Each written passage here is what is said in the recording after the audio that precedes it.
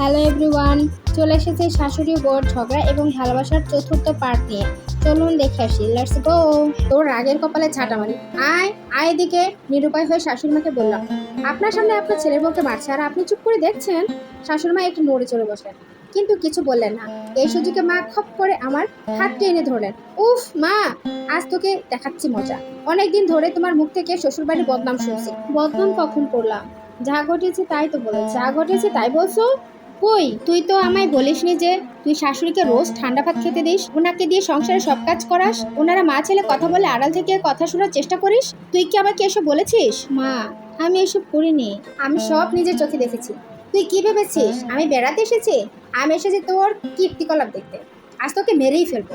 মা টানছে আমার হাত, আমি টানছি শাশুড়ির হাত। দশটা দুটির সময় শাশুড়ি মা বলছেন, বিয়ান থাক না, যা হবার তা তো হয়েই গেছে।